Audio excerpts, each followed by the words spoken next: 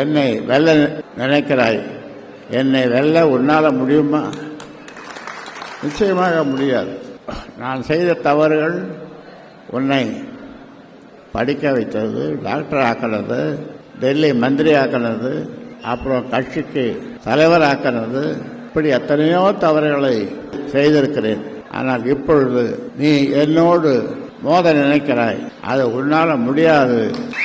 M மக்கள் என் பின்னாலே இருக்கிறார்கள். ஒட்டுமொத்த தமிழ்நாட்டு மக்கள் என் பின்னாலே நிற்கிறார்கள். ஏனென்றால் அவர்களுக்கு உண்மை தெரியுது. எனக்கு உடல்நிலை சரியில்லை என்று ஒரு ஆஞ்சியோகிராம் ஒரு டெஸ்ட் பண்ணுறதுக்காக அப்போலோ மருத்துவமனைக்கு போனேன்.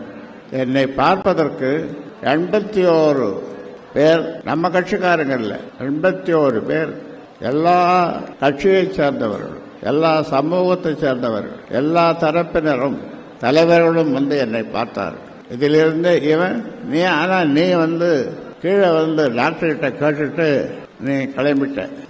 ஆக உன்னை பற்றி அப்பொழுதுதான் இந்த உலகம் சரியாக உன்னை புரிந்து கொண்டது.